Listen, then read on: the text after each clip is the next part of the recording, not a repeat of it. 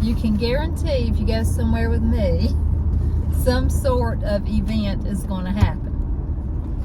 And this time, which has happened many times in my life, many times, I locked my keys in this car that you're supposed to not be able to lock your keys inside of. So Mama and I went to Darlington about 5:30 this evening to get some plants for Lee from one of his farmer friends. And I said, well, we'll go and we'll eat at Sarah's Front Porch Restaurant in Darlington, because I've been wanting to try it. I saw it when I went to Darlington with Lee a couple weeks ago. But there was nowhere else to eat. True. In the vicinity that we were in. Not one restaurant. No fast all the way food, from nothing. the berry patch to Darlington, nothing. And so we go in, we get plants. That was fine and successful. And we go in and the restaurant, and we order a very good appetizer. It was, what is it, country caprese? Something or other. But anyway, it was fried green tomatoes with bacon, jam, and homemade pimento cheese on it. And it was delicious. It was really good. But our meals, not so much. And well, the service made the service was... It was terrible. Terrible. And they had ample service. So don't anybody say you got to give them forgiveness because they don't have help these days. This place had help. Now, girls were walking around everywhere. They was too busy talking to each other to wait on us. But it just took forever. And there wasn't that many people there. No. So we were just addled with the service. And so we'll go outside, and I realized that I didn't have my keys. And y'all know now, don't anybody come and say, well, you need to have an extra key in your pocketbook. I hardly ever carry a pocketbook. Rarely do I carry a purse. So this here key or car has a key fob. And y'all know I hate this car because it does not have a key that you can put in ignition. I despise that. And my key ring is rather large. And I don't have anywhere to put it. It just rolls around in this car. I just hate not having a key starter. And two, did she already say that the car's not supposed to lock with keys? Yes, not supposed to lock with a key in it. But guess what? It did. And tell them about OnStar. So I got this car November of last year, and that was about the time that Jack started getting sick.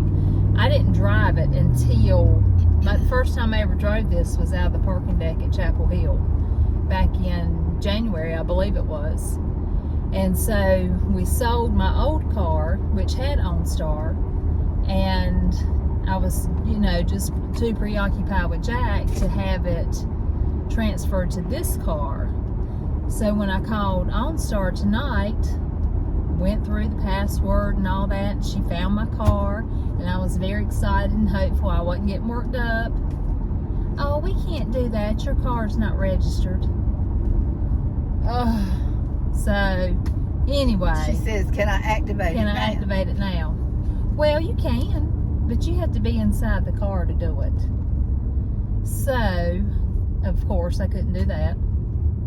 I hung up on her and I called 911 to see if the local police could come out and unlock it like they do Richmond County. They do that at the Berry Patch all the time. Big shout out to the Richmond County deputies. They do a great job at that. And they said they didn't have lockout kits. Just my luck. So then I Googled locksmiths. Called one. No, called two. They didn't answer. But one of them said to call back this number, so I called him back. He actually ended up picking up on the second time. And he said, I'll be there in 5 minutes. Well, honey, he was there in 10. And he was so nice and wonderful. It's called Darlington Locksmith. So if you're ever locked out in Darlington, call this man. He's so friendly. Cost me... He charged $80, but I gave him $100 for a tip. And No, she gave me $100. yeah, I gave him $100. She gave me $20 tip. I gave him a $20 tip, but I was so appreciative. Lee was so worried he was going to have to ride to Darlington. Then we were wondering what we were going to do with Jack, and oh Lord, we was getting all upset. But Mama was mad. She was mad about that service and mad that Yeah, I was mad when in. I left the restaurant. I was perturbed. So anyway, we're almost home. We're in Rockingham. Finally made it. It's 9:15, and Lee called me. I've got his food in the back. When you gonna be home? I'm hungry. And I said, well, eat you a tomato till I get home. And he said, a tomato? Who do you think I am? So that was our adventure. And let's see, how many times have I done this? I did this when I graduated high school. My high school graduation, I locked my keys in my car. She did it in Greensboro, and I had an extra key, so she's going to give me the extra key. If I can afford one, these things is high. I'm not buying a new car. I wouldn't have a new car. No, and she also said she wasn't going to let the government control her car. That's why she wasn't going to get a new one. They're not going to cut my car off. I'm going to get me hopefully a 57 Chevrolet. When you get that? I don't know, one day.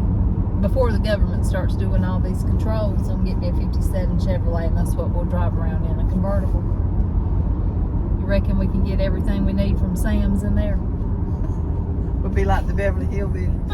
And put me a couch on the back. But what else was it we were going to talk about? Was that it? I think so. We just wanted to come on and give Darlington Locksmith a shout out and tell about our night. It's always something, y'all. Always something. But you know what it reminded me of? And have I told this story before about me having food poisoning? Oh, no. Well, a recap. This is before we had Ava. So Ava wasn't in the picture at this point. I went to the beach with Mom and Daddy. And the kids were babies. So it was just the two boys. And Jack was on this very special diet, the ketogenic diet. And with that, and it was for his seizures. And with that, his food had to be measured to the gram. He could only eat grams of food and had to eat 5 times a day.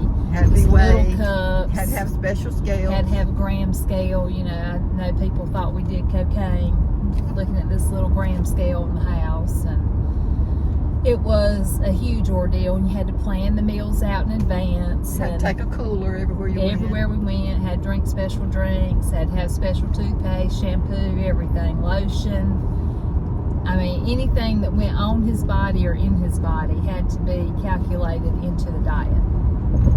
So, went down to the beach with Mom and Daddy. Well, I didn't feel quite right.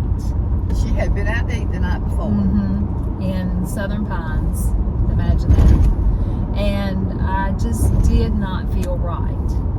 So, by the time I got there, it was late. It was the next day.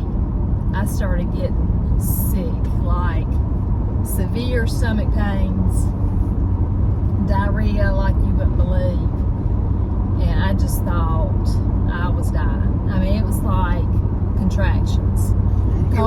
Coleman was 3, I think Jack was 2, and these little children running around, Mom and Daddy trying to tend to them and me, so it's like having 3 babies at the beach. And when Amy gets sick, oh Lord, used to when she'd get sick when she was young, it'd be terrible. I had to hold her hand, sit right with her. But we did go to the emergency room. Well, we had to wait till Jody got there. No, this is during the day. No, We left your daddy in the room with the 2 boys, and me and you went to the emergency room in the daytime. Okay, so that was the first emergency room trip.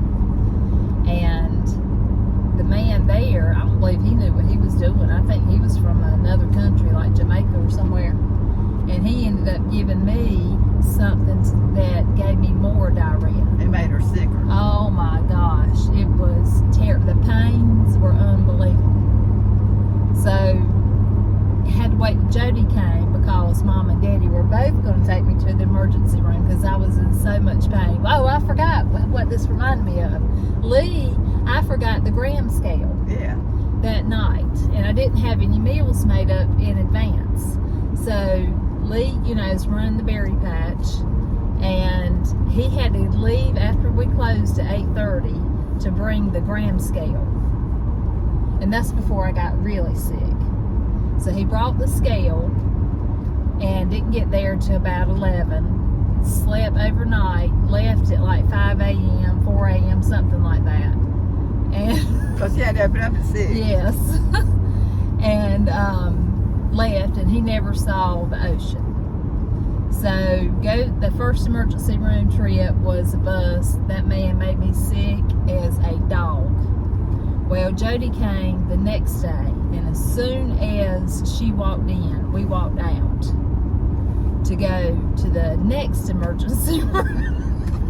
Which was at Myrtle Beach. Yes. The other one was at Little River up in that area.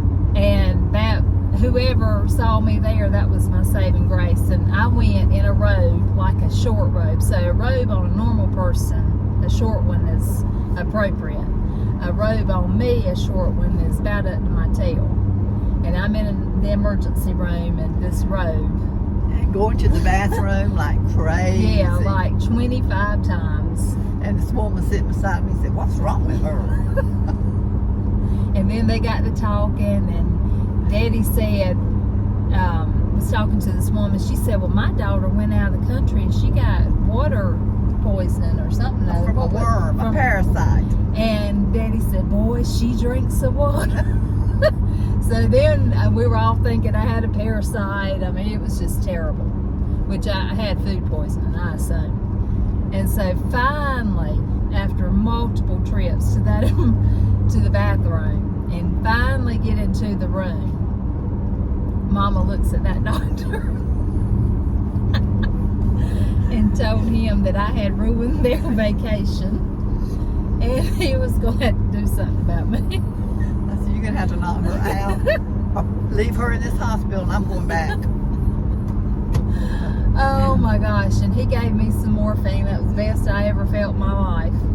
And it went straight to the back of my neck, and I could feel it burning, and that's all I remember from that point on. And then I started getting better finally, and they gave me some fluids. And we were there about all night. Yeah, and then finally got to go home, and I wasn't as sick as I had been. And so had to call Lee again to come down to the beach and pick me up. And you can hear Lee cussing. And he said, "I've been to this beach 2 times in how many hours? 24 hours. Your ass is coming home now." Oh, but that was a trip to remember. That was just probably one of our vacations from you know where. Yes. That's what I call our vacations. Vacations from hell. I tell about the time that the boys had the sticky balls. You remember throwing them in the pool? Them little boys. Mm-hmm. And they kept. Oh, it was terrible. They were so loud. They were just kids, playing. But they were throwing that ball hard. And throwing it by our heads and stuff. We couldn't enjoy the pool. No. Even when we got out of the pool to sit down in the chairs, they would throw the balls and it would, come to us. And that's when this happened. We were sitting in the chairs, and they made the mistake of hitting me in the ear with that ball. And I took that ball and I threw it away from them and called them an ugly name. And I wasn't but 11 or 12 years old myself. She was ready to fight. I said the D word in front of my mom and daddy, and I don't think I'd ever cussed really before in my life until then. But anyway, we have lots of memories. Good ones now, but bad ones at the time. You go anywhere with Amy, you're going to have an adventure. All right, well, that's all for tonight. Thanks everybody for their concern about us being locked out in Darlington. And thank you, Wendy, for offering to come get us. Talk to you later.